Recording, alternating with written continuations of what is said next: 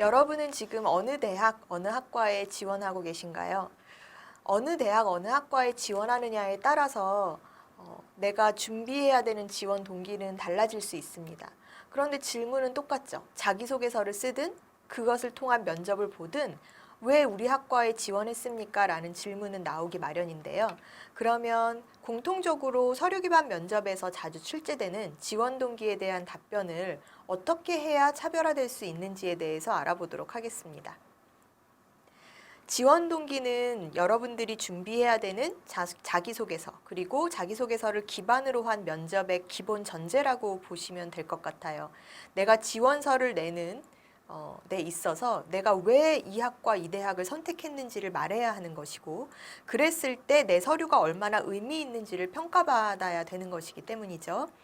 지원 동기는 그렇기 때문에 사실 모든 사람들이 다 똑같을 수는 없어요. 사람마다의 상황이나 생각이 다르기 때문인데요. 근데 문제는 내가 같은 학과에 지원하는 학생이라면 대부분 지원 동기를 동일하게 이야기하고 있다는 겁니다. 네. 누구나 똑같은 지원 동기는 사실은 진부함을 줄 수밖에 없죠. 차별화된 답변이라고 보기가 어렵기 때문에 여러분들이 똑같은 스타일의 지원 동기에서 좀 피하는 방법이 무엇일지를 고민해 봐야 될 것 같습니다. 어문 계열이나 국제 계열에 지원하는 학생들은 사실은 지원 동기 다 이렇게 이야기할 거예요. 저는 외국어를 잘해서요. 네, 다른 과목에 비해서 외국어 실력이 뛰어나서. 이 외국어 실력이 뛰어난 데는 나만의 이런 성장 환경에서의 배경이 있겠죠. 뭐 예를 들어서 어릴 때부터 영어 유치원, 어릴 때부터 외국에 나가서 생활한 경험, 학습한 경험, 또 어릴 때부터 부모님과 함께 해외여행을 자주 다녔고 등등등의 이유로, 또 어릴 때부터 영어 원서를 많이 읽었었고 뭐 등등의 이유로 여러분들이 외국어에 대한 관심이 자연스럽게 생겼어요. 그러다 보니까 이 어문 계열 또는 외국어 관련 특기자로 지원을 하게 되었습니다. 이렇게 이야기를 하는 것이 대부분이죠. 그리고 만약에 내가 법학 계열, 법조인이 되고 싶어요 라는 식으로 뭐 법학이나 뭐 다른 계열에 지원했을 때, 또는 뭐 의사가 되고 싶어요, 판사가 되고 싶어요 라고 했을 때도 가족사를 거론하거나 우리 집안에 이런 가훈이 이래서 모토가 할아버지 때부터 막 이러면서 이제 가족사를 거론하면서 내가 이런 집안 환경으로 자연스럽게 이런 진로 직업군을 생각할 수밖에 없었고, 그렇게 해서 나는 이 학과를 지원하게 되었습니다 라는 식으로 이야기를 많이 하죠. 물론 요즘 부모님의 직업을 거론하면 안 돼요. 네.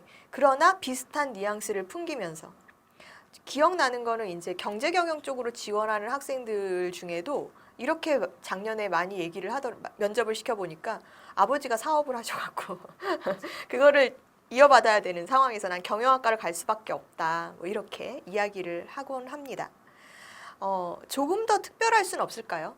아마 이 중에서도 여러분들이 나도 저렇게 생각하고 있었는데 라고 하는 경우가 많을 거예요. 그러면 사실 차별화되지 않은 지원 동기를 우리 다 누구나 평범하게 생각을 한다라는 것이죠. 자신만의 직접적이고 아주 진솔한 동기가 있어야 함에도 불구하고 사실은 우리는 나의 이야기를 끌어내는 면접임에도 불구하고 내 얘기를 찾기가 굉장히 어려워지는 경우가 있습니다. 그냥 그렇게 살아오고 그냥 그렇게 자라났고 이러다 보니까 뭐 특별히 진지한 생각 없이 나는 이 학과를 생각하게 됐다라는 식이 많다라는 것이죠.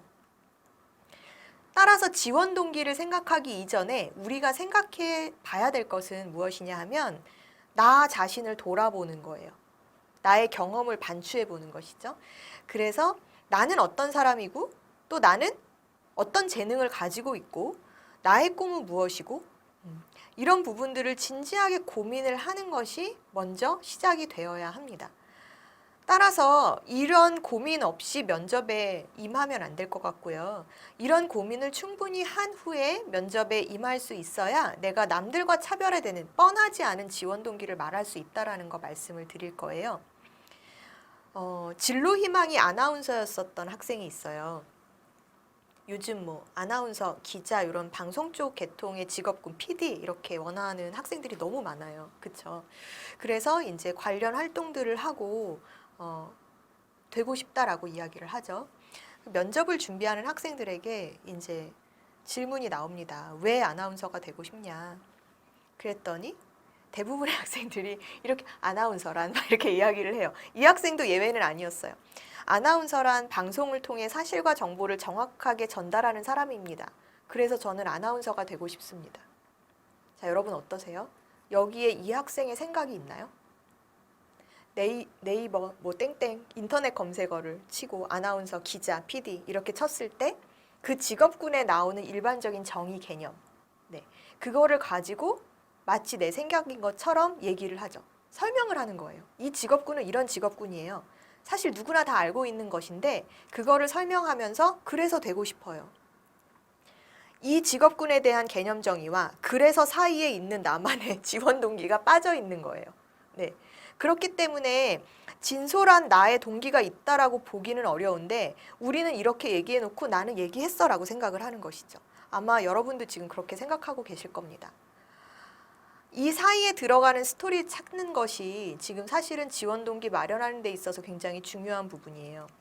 나의 경험에서 이 직업을 선택하게 된 계기, 나의 경험에서 내가 이 직업을 가지는 데 있어서 정말 특별한 재능이 있어 라고 느끼게 된 어떤 사례, 이런 내용들이 언급되지 않으면 사실은 누구나 똑같은 차별화되지 않은 지원 동기를 말하게 된다라고 보시면 돼요.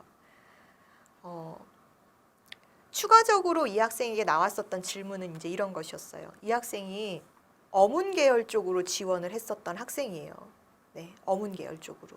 근데 이제 직업 진로 희망 1, 2, 3학년 진로 희망에 아나운서가 있으니까 이제 질문이 추가적으로 이렇게 이어진 거죠. 그러면은 우리 학교에, 우리 대학에 신문 방송이나 언론 미디어 학과 뭐 이런 방송 관련 학과들이 있는데 네가 그런 꿈을 꾸고 있다면 그 학과로 지원을 하는 게 맞지 않아? 실용학문 쪽으로 지원하는 게 그 직업을 선택하는 데 더 빠른 길이 아닐까? 근데 왜 불어불문학과를 온 거야? 이렇게. 그런데 이 학생이 거기에 사실 대답을 못했다고 합니다. 당황했대요. 왜냐하면 이 학생이 불어불문과를 지원한 것은 사실은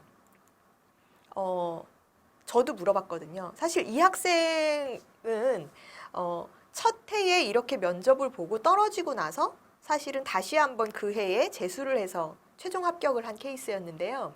와서 이 얘기를 한 거예요. 저 사실 1차 서류 통과도 되고 뭐 나쁘지 않았었던 것 같은데 제가 면접을 못 봐서 떨어진 것 같아요. 막 이렇게 얘기를 하더라고요. 그래서 면접이 어떻게 봤는데 라고 얘기했더니 이제 이 스토리인 거예요.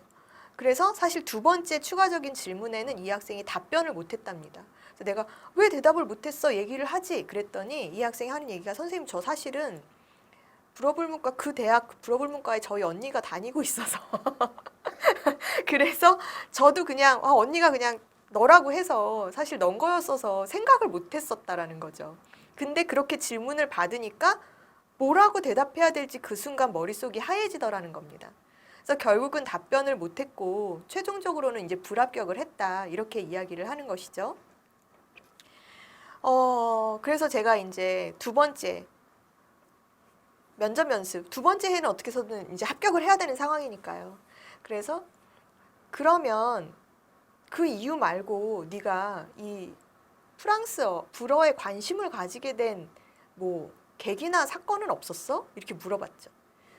그랬더니 이 학생이 한참 생각을 하다가 사실 제가 그 언어에 호감이 있긴 있어요. 이렇게 얘기를 하는 거예요. 그래서 어떤 계기로 호감이 생겼는데 왜 불어에 대한 인상이 좋아졌는데 왜 관심이 생겼는데? 라고 물어봤더니 이 학생 하는 얘기가 제가 사실은 중학교 때 가족 여행, 유럽 여행을 가족들끼리 한번 갔다 온 적이 있는데 그 여행에서 사실은 박물관 견학을 했는데 거기에 도슨트가 너무 아름다운 여성이 너무 우아하게 이런 프랑스어를 구사하면서 관광객들에게 안내를 하더라는 겁니다.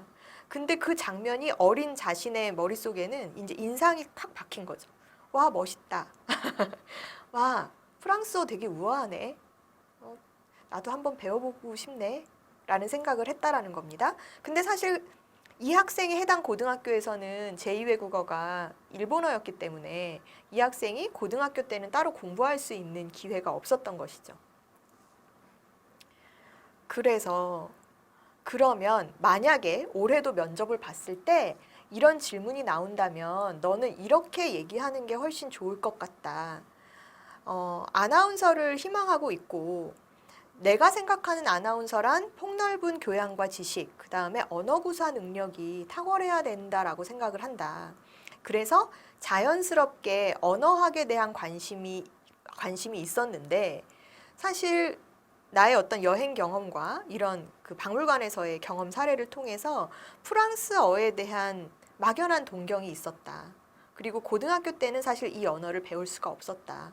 따라서 나는 대학에 들어와서 프랑스 언어를 배우면서 그 관련 유럽 문화나 이런 예술에 대해서도 배경 지식을 좀 쌓고 싶고, 그리고 사실은 고등학교 때 내가 아나운서라는 직업을 막연히 동경했지만 대학에 들어와서 관련 공부를 심도 있게 하는 과정에서 내가 어떤 다른 계열로의 직업군이나 뭐 이런 진로를 변경하게 될지는 나도 잘 모르겠습니다. 저는 사실 대학 들어와서 심도 있는 공부를, 제가 관심 있는 공부를 하면서 정말 구체적인 진로를 생각하고 싶습니다라고 말하는 게 어떻게 보면 더 진솔하고 자기 이야기를 얘기하는 지원 동기가 되지 않겠나라는 생각이 든다라는 거죠.